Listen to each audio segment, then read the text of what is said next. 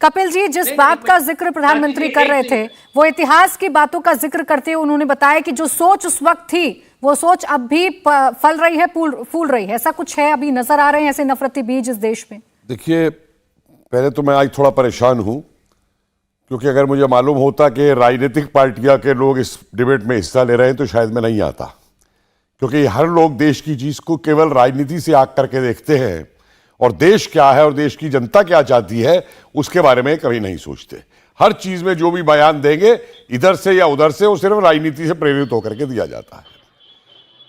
अभी अजय जी सवाल उठा रहे थे, अजय जी क्या नाम है कांग्रेस के प्रवक्ता, कि भुखमरी पे ध्यान नहीं दिया जा रहा। भाई साहब, मुझे एक बात बताइए, एक ऑर्डिनरी नागरिक होने के नाते मैं ये पूछता हूं कि अगर आप जो कह रहे हैं आज देश में भुखमरी है, तो सन 47 से आपने राज किया था, उस भुखमरी को दूर करने के लिए आपने क्या किया? बीच में मत बोलिए, बीच में मत बोलिए, मैं आपके बीच में नहीं बोला हूं, समझ गए? आप पे जवाब नहीं होगा ना तो मेरी आप डिरेल करेंगे डिबेट को।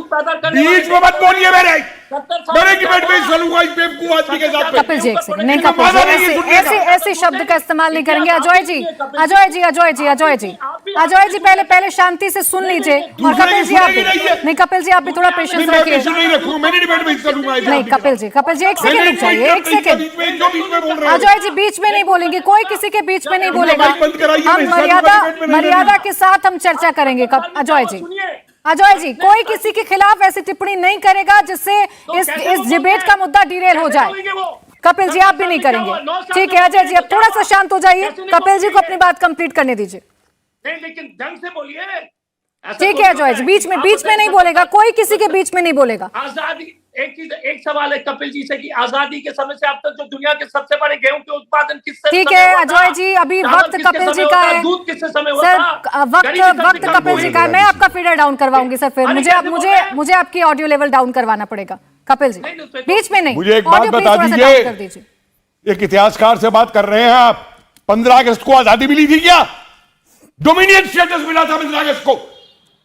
जिन अंग्रेजों ने हमारे ऊपर 170 साल तक राज किया था, मैसेकर किए थे, कत्ल करवाया था लोगों को, उनकी आखिरी प्रतिनिधि माउंटबेटन को आपने भारत का पहला गवर्नर जनरल बनाया था। उसके पंडित माउंटबेटन की नारे लगवाए थे। इसलिए इतिहास में मत जाइए मेरे से, मुझसे इतिहास में मत जाइए, समझ गए आप? मुझसे इतिहास में मत जाइए, बीच में बोलेगा तो मेरी। अजय जी की आवाज प्लीज थोड़ी सी डाउन कर दीजिए। कपिल जी आप आ जाइए। अजय जी की आवाज प्लीज थोड़ी सी डाउन कर दीजिए, क्योंकि बीच में नहीं बोलना है। अभी समय कपिल जी का है, फिर मैं आपके पास आऊंगी। अजय जी आप काउंटर करिएगा उनकी एक एक बात का। कपिल जी, क्या कभी किसी ने 47 के बाद में 1861 और 1871 के अंदर अंग्रेजों ने इस देश के अंदर हमारे जो वर्ण थे, जिनको रातों रात जातियों में लो कास्ट बना करके लिख दिया था, मार्शल रेसिस बना दी थी इस देश के अंदर, 1857 के बाद क्रिमिनल कास्ट बना दी थी इस देश के अंदर, क्रिमिनल ट्राइब्स बना दिए थे इन देश के अंदर, उनको अंत करने की कोशिश की, वही तरीका अपनाया। तरीका यह हुआ, अंग्रेजों की पॉलिसी थी डिवाइड एंड रूल, और यहां पॉलिसी बन गई रूल एंड डिवाइड। जितना देश को 47 के बाद जाति में बांटा गया इलेक्शन की पॉलिटिक्स के लिए, उसका नतीजा हम आज देखते हैं अपने सामने आंखों के, कि अलग अलग। वो नीतीश कुमार जी कह रहे थे कि जातिगत जनसंख्या होनी चाहिए। नीतीश जी आपको मालूम भी है कि जाति शब्द ही गलत है। कास्टा का मतलब रेशियल होता है, जो अंग्रेजों ने जाति नाम दे दिया हमारी वन व्यवस्था को। यहां पे हमारे नाई, धोबी, कुम्हार, ये लोग कभी जातियां नहीं थे, ये वर्णाकृत समुदाय थे जो अपने कार्यों में रत थे, लेकिन इसके ऊपर ये लोग ध्यान नहीं देंगे। उसके बाद मैं सवाल पूछता हूं, बात करते हैं जिस पार्टी का व्यक्ति सम्मानित मंत्री जो रहा हो, पाकिस्तान में जाके कहे कि हमारे देश के अंदर जो प्रजातांत्रिक तरीके से इलेक्ट हुआ प्रधानमंत्री है उसको हटवाने में हमारी मदद करो। जिस पार्टी का व्यक्ति अभी कैम्ब्रिज में जाके, एक तरफ तो भारत जोड़ो यात्रा कर रहे हैं और कैम्ब्रिज में जाके क्या स्टेटमेंट दिया कि भारत तो राष्ट्र ही नहीं, ये तो फेडरेशन है, और जो कहे कि चीन जो है वो अपने पड़ोसियों का बहुत ख्याल रखता है।